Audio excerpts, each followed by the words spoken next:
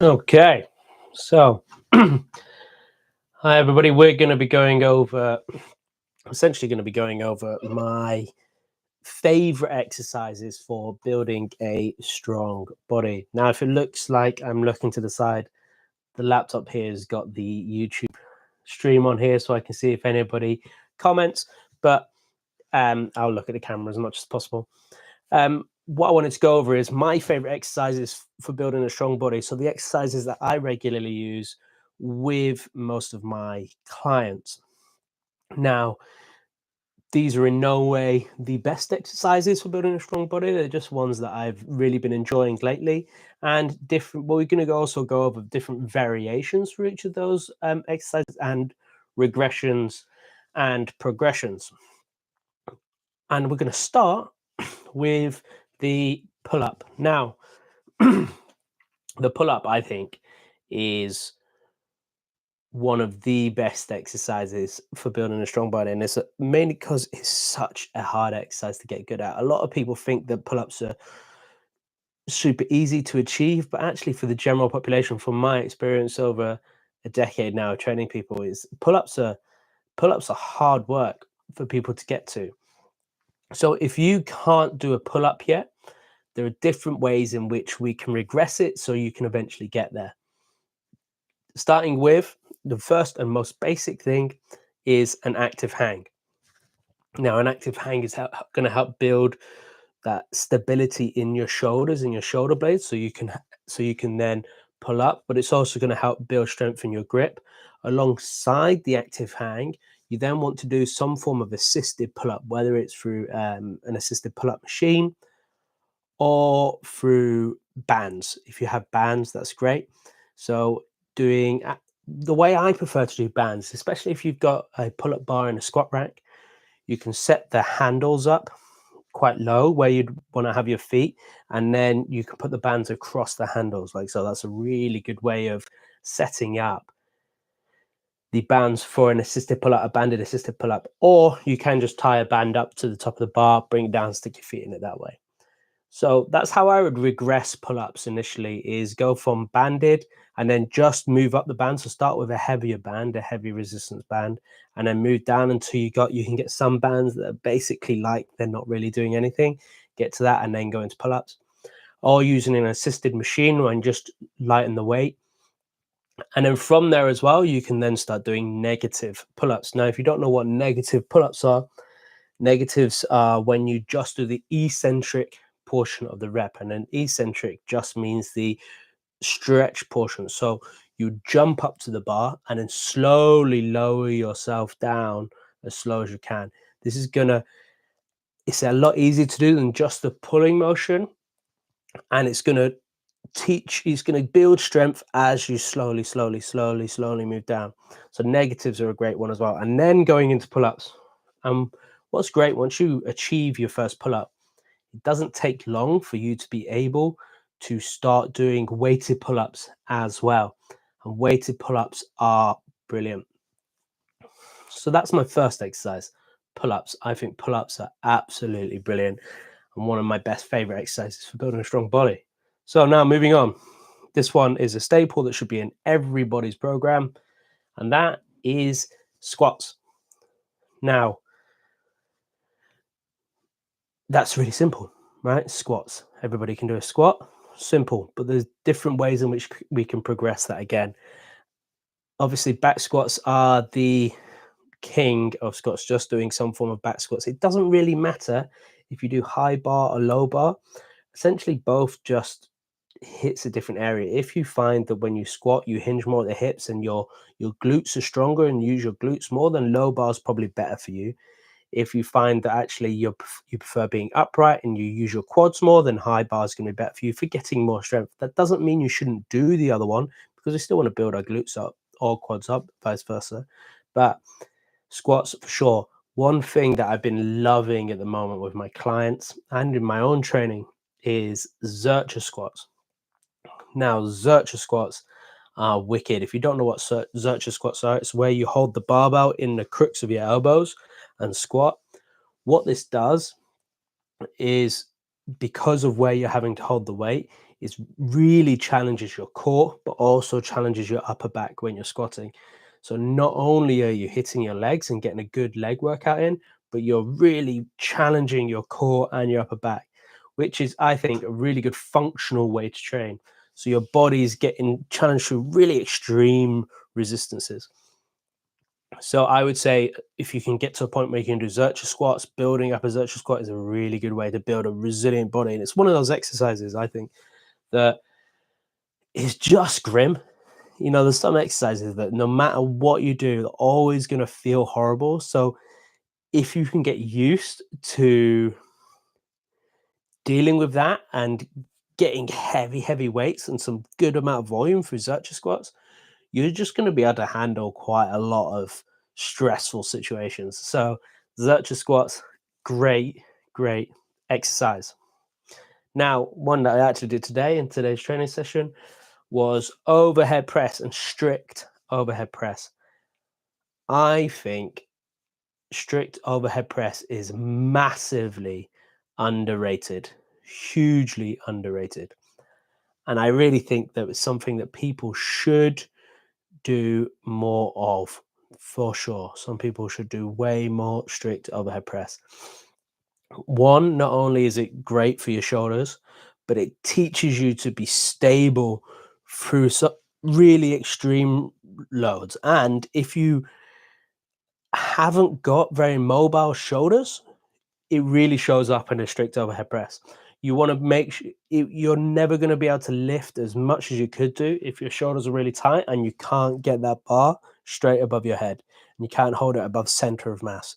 So doing strict overhead press and getting a good position at the top and making sure you're getting a good bar path really shows that you've got good mobility in your shoulders and your upper back.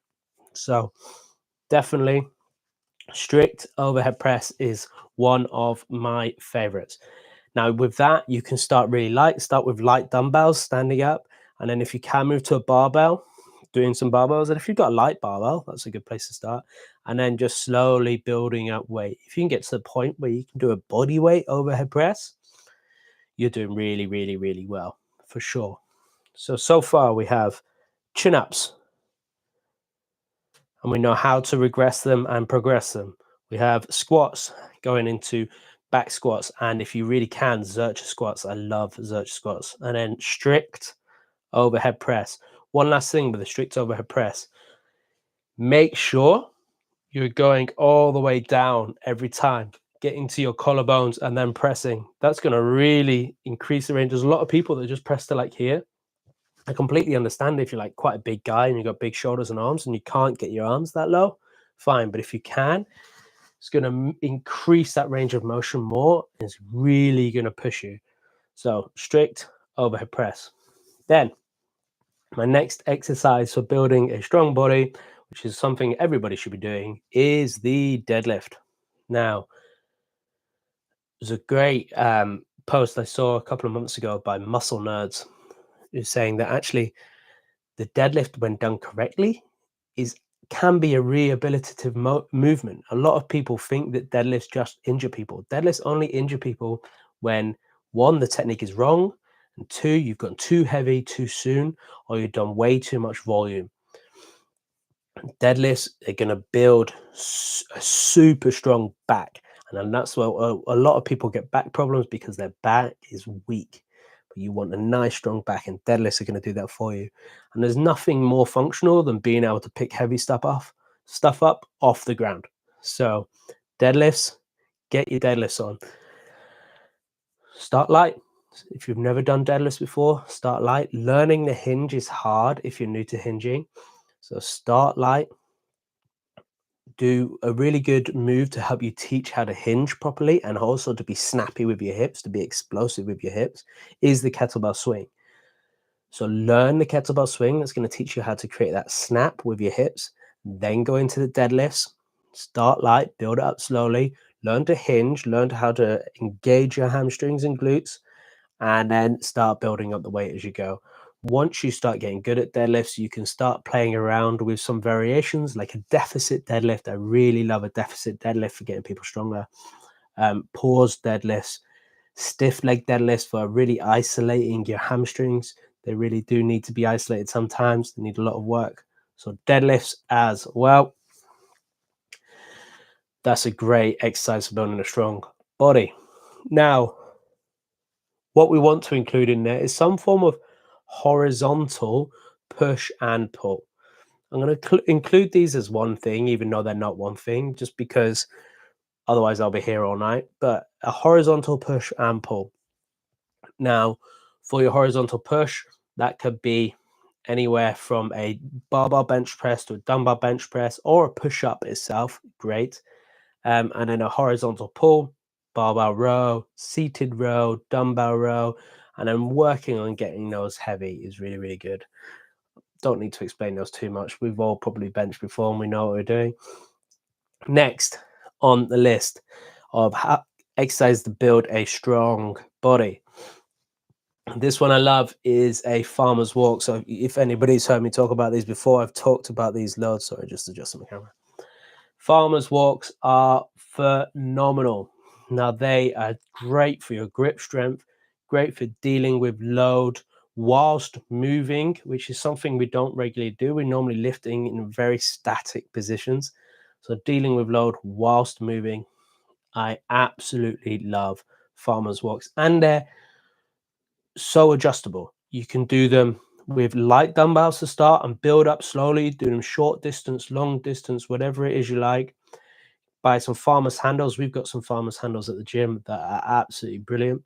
So doing some long, good, heavy farmer's walks, absolutely brilliant. If you really want to challenge yourself, this is something that we did with, it was a Joe DeFranco plan and also a Josh Bryant plan. I've done 2 of those, and they make you do a kettlebell mile. So farmer's walk mile. If you've ever and never tried that, give it a go. You get a set of kettlebells. I suggest going quite light. I think we did it with 12-kilo kettlebells, and you go for a mile walk without putting them down, trying not to put them down for the whole mile. You're not only does your grip blowing up by the end of it, but my traps were blowing up, my whole upper back was blowing up. It was a great pump, but it was nails. So a mile farmer's walk is super hard. That's another exercise. Farmer's walks is definitely one exercise I suggest for building a strong body. So far, to build a strong body, we have pull-ups, squats, strict overhead press, deadlift, horizontal push and pull, and farmer's walks. Now, I'm going to have some honorable mentions now. Those honorable mentions are going to be dips, Cossack squats, and so we're going to have dips, Cossack squats, and some form of explosive leg exercise. So that could be a jump, jumping lunge, jumping butt squat, broad jump, vertical jump, any of those. Dips are going to build super strong elbows and shoulders. And there's not many people who can do a full range dip as low as they can and then press out of it. And that's going to really help build up some strong elbows and shoulders, protecting those joints, but as well as big triceps and chest. Then Cossack squats. The Cossack squat, if people don't know it, it's a really hard exercise. You stand quite wide and you go squat side to side. A lot of Russian wrestlers used to do the Cossack squat. That exercise is going to, if you can get good at that, is great for your hips, your adductors, knees, ankle mobility. All of that is great for getting mobility as well as strength. If you can get to doing weighted Cossack squats or overhead Cossack squats, you're doing yourself a world of good. Then lastly, as we said, is an explosive jump of some kind. So broad jump, vertical jump, lunge jump, anything where you're doing some form of plyometric. Learning how to do that correctly, but learning also how to land safely, and then getting better at propelling yourself further is a really good way to teach the body how to move far and fast. So that's all my exercises on how to build a strong body. Thank you guys for checking in.